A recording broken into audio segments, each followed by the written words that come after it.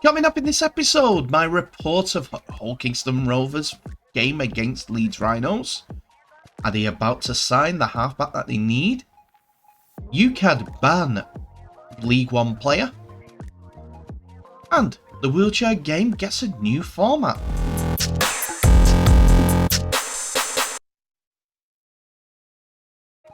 Hello ladies and gentlemen, and welcome back to the channel Dominance. Anthony here. Please remember to like and subscribe, and also click that notification bell if you enjoy what you're seeing and if you want to continue seeing more. So we start today with the game between Hull HKR and Leeds Rhinos from Thursday night, as I bring you a report of how the game went on. Both teams had started the opening round of the Super League season with wins, with Salford being defeated against Leeds Rhinos, and Hull FC losing in the Hull derby against the Robins. The Robins come into this with news of a big signing that you can see in yesterday's episode, and on the market for another player. Leeds, though, are coming out of this a little bit bruised and had to make a couple of changes. And before kick-off, Lachlan Miller fell from the Leeds side, and Alfie Edgehill was promoted from 18th man. So they started up with Edgehill at fullback, Lewis Roberts, Newman, Momorowski and Hanley in the back line, with Brodie Croft and Matt Foley at halfbacks. Justin Sangare and Mikael Gudemon were the starting forwards, with Andy Ackers in between them, with James Bentley, Reece Martin and Cameron Smith completing the lineup. On the bench was James Donaldson, Jared O'Connor, Sam Lassalle and Leon Ruan. For the Robins, the home side had Petter Hiku, Niall Velds, Tom Opicic, Oliver Gildart and Ryan Hall in their starting lineup, an unchanged back line, with Tyrone May and Mikey Lewis at halfbacks. Jay Whitbread and George King are the forward pairing, with Jez Litton at acting halfback. Lepi Tangano and James Batchelor were second row, with Elliot Minchella looking to add his support to the halfback pairing. Jesse Sue with Matt Staunton, Yusuf Aldin and Corey Hall are all on the bench. Leo Tennyson was the 18th man. So we're going to start in the 7th minute as OKR were down to 10 men as Petter Hiku was faced the sin bin. He was responsible for losing the ball in the tackle close to his own try line, and Leeds recovered the ball, which, being the closest person to the ball was Petter Hiku, he made a tackle to stop the Leeds man from getting the advantage. Unfortunately, he held on a bit too long, and he saw the referee show a yellow card due to this professional foul. It wasn't to Leeds' detriment, to be honest, because he came out of the sin bin, and that's when the first points actually happened. Leeds grabbed a try after James Bentley passed while on his knees, working the ball to the right for Harry Newman to score in the corner.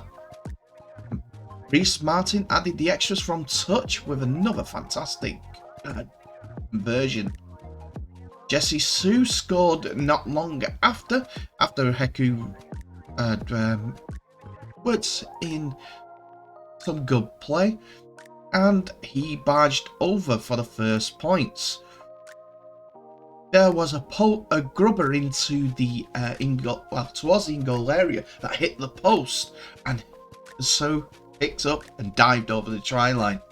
Jez Litton was on kicking duty for Hull KR, and he was successful with the kick, and that was 6-all. Before half-time, Oliver Gildart was tackled as the first receiver from a scrum, as a attempted scrum play was a little bit botched. Michael Lewis couldn't take the ball in properly, so he had to make a slow pass to Oliver Gildart. Gildart was struck, and the second man was coming into the tackle in the head area by James Donaldson, and the former West man was not hurt really, but it was enough for the referee to show the Leeds man Donaldson Leeds marching orders for 10 minutes in the sin bin.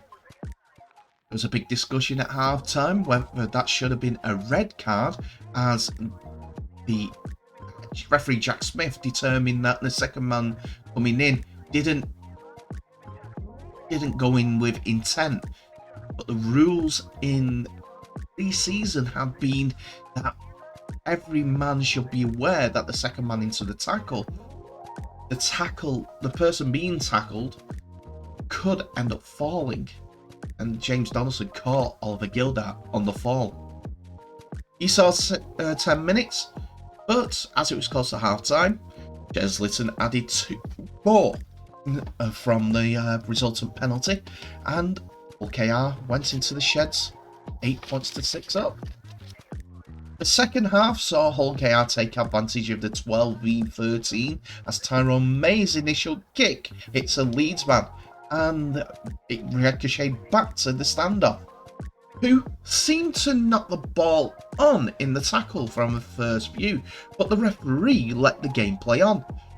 The ball was passed wide and reached the hands of Ryan Hall on the left-hand edge, who scooted over in the corner for a video referee decision over a try given or not.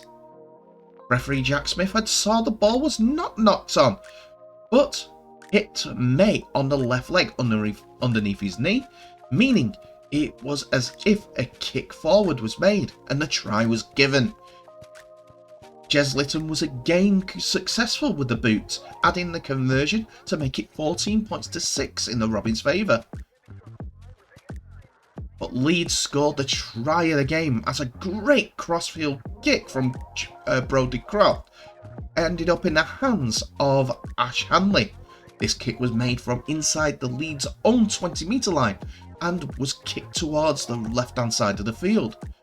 There was a lot to do as Ash Hanley had to run 75-80 metres with Hull KR defenders recovering, but he dodged around the first one, and as he got into the in-goal area, running the full length of the field almost, from 75 metres out, he got round the recovering defender, who was Ryan Hall, to score underneath the posts. Leeds were back in this at 14 points to 10, which was 14-12 due to a fantastic Reece Martin conversion from in front of the post. What a game it was, and this just spurred on Hull KR on what was shall we say, a soft pitch for the night, which was tearing up due to heavy weather and it being the first game of the season on the Craven Park's field. Another sin bin was to follow as Sam Lasoni catches Elliot Minchella with a lowered force contact, meaning that the Leeds man had to go and sit down. Litton decided to add 2 to the total from that resultant penalty, and it was 16 points to 12 as we were coming to the latter stages of the game. It was Tyrone May again with the ball and the impetus to cause Leeds Rhinos many discomforts as Hull KR went in for another try. Tyrone May first got the ball close to about 15 metres out, and decided to, instead of going left as the play set up, went right and grubbered the ball for a chasing Hiku to score in the right-hand side of the pitch. It was a set play that you could see and was set up to get Hiku the ultimate position to scoring. He was untouched when he touched down the ball. Litton added the extras and the scoreline was 22 points to 12. And that is how the game was seen out. And Leeds were, after winning against Salford last week, were defeated by Hull KR, who have now got 2 wins from 2. Final score, Hull KR 22, Leeds Rhinos 12. One bit of transfer news coming out of Hull KR, as it's thought that they have made a breakthrough in their hunt for a halfback, with 59-time Super League appearance Ben Reynolds thought to be in its final stages of the transfer. Rugby League Live understands that the Robins are closing in on the 30-year-old who currently contracted with the dual registration partners of the Robins, Featherstone Rovers. The Robins, who have previously seen attempts to sign Reynolds, knocked back, but they are thought to have made a significant breakthrough in the past 48 hours. All indications are now that he is set to become a HKR player. Willie Peters has been on the lookout for a new playmaker since Jordan Abdul's departure from Catalan's Dragons.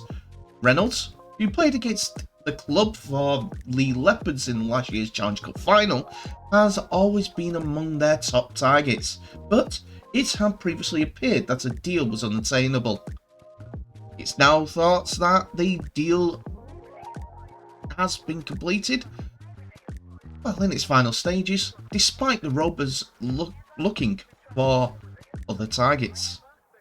Now to news from a different sort, as UK Anti-Doping UKAD have confirmed that Cornwall Rugby League player Adam Rusling has received a 3-month ban from all sport following anti-doping rule violations, ADRVs, for the presence of prohibited substance cocaine and MDMA in a urine sample.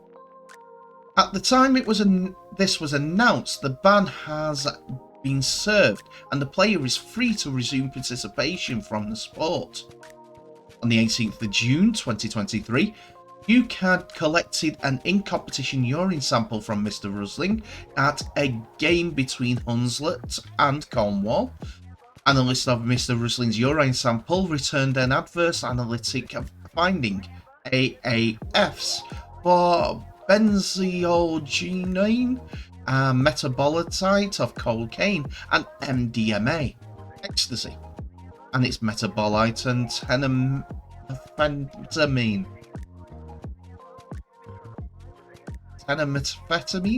Anyway, cocaine and MDMA are listed on the World Anti-Doping Agency WADA's 2023 prohibited substance list as non-specific stimulants and are prohibited in competition only.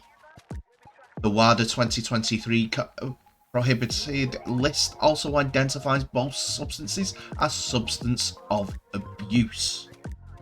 The UK anti-doping rules, which implement the 2021 anti-doping code for sports in the UK, set out specific rules of ADRVs relating to substances of abuse and how they should be managed.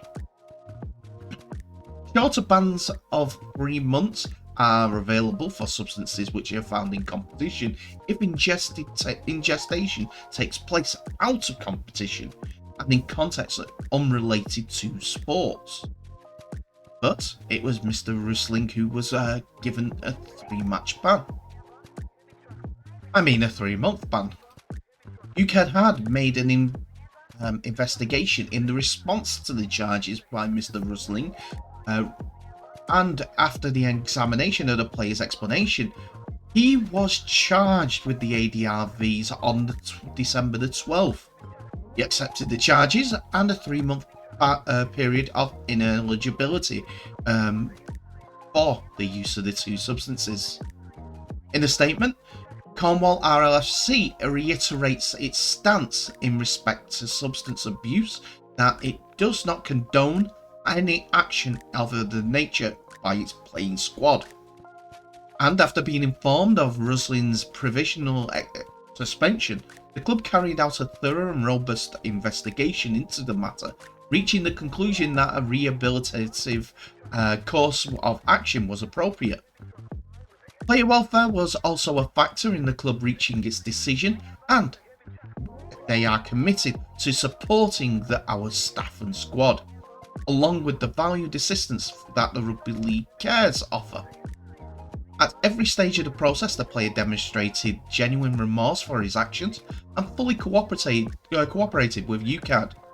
The club also cooperated fully with UKAD and Rugby Football League since Rusling was provisionally suspended. We also want to place on record our thanks to Rugby League Cares whilst this matter was ongoing. The club will make no further comment at this time. And finally, we come to the news that a new format of Wheelchair Rugby League competitions is confirmed, with an expanded championship split over three regional conferences in addition to a top flight Betfred Super League. The Betfred Wheelchair Super League will return on the Sunday the 16th of June as a 5-team competition featuring the teams of Halifax Panthers, Hull FC, Leeds Rhinos, London Roosters, as well as the reigning champions, Wigan Warriors. Each team will play 10 rounds of fixtures, with a grand final taking place on this Sunday the 13th of October, which will be shown live on Sky Sports. Outside of the Betfred Super League, 15 clubs will compete in Wheelchair Championship, which will be split between East, South and West. The conference leaders will qualify for playoffs, with a 4th team coming from a preliminary game between the second placed teams from the East and the West. The team that goes on to win the grand final will clinch a spot in the top flight for 2025. Many of those championship teams will compete in the Wheelchair Challenge Trophy at the National Basketball Performance Centre in Manchester on Sunday the 14th of April. The event this year is a standalone competition played over one day, with both finalists also earning a spot in the newly revamped Wheelchair Challenge Cup. This competition returns as a straight knockout competition for 2024, with all 5 Super League teams, current holders Catalans Dragons, and the Challenge Trophy qualifiers entering into the draw to determine which club they will face in the opening round, which starts on Saturday the 20th of April.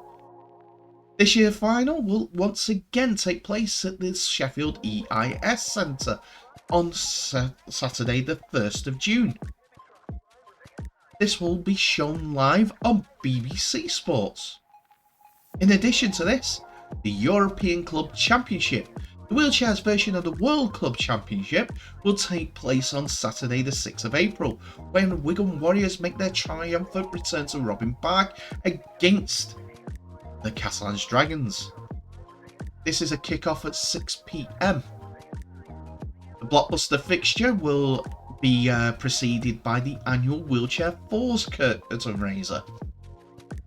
Speaking on the changes, the RFL National Social and Inclusion Manager Chris Godfrey explained, "It does sound like a great event to do, a one-day complete knockout series between 15 teams in Manchester. It could be an event that you should go out of your way to go and watch. There'll be crash bang wallops, as we know with Rugby League, but with the added incentive of the exciting play that includes people that are 16 to 60, male, female, able-bodied, unable-bodied, so you have a competition that all people can get involved in. Should be exciting." It's been announced that fixtures for both the Wheelchair Super League Challenge Cup will be announced in the coming weeks, alongside ticketing details for the European Club Championship and the Challenge Cup. Exciting times for the wheelchair form of the game.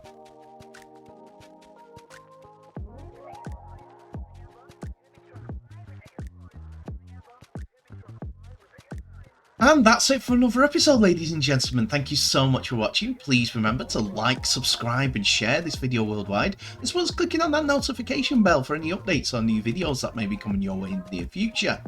Tell me what your thoughts are on today's episode in the comment section below, as it's open for business and it's open for discussion. So a little bit of information I got yesterday is people are watching Super League Plus, the new online streaming service for games, and it seems to be fantastic, getting a fantastic response. We're speaking to friends in Ghana, and they were all meeting up to watch the game in front of quite a few people. introducing people as they go to the new sport, and hopefully growing the game in that country too, even further than what it is trying to do at this moment. I hope it's successful because this service can only benefit Rugby League. So tell me what your thoughts are on Super League Plus in the comment section below. But for now, please remember to like, subscribe and share this video worldwide. Also, give us a thumbs up if you're enjoying the content. But in the meantime, please remember to stay safe. I wish you all the best, and I'll see you in the next episode.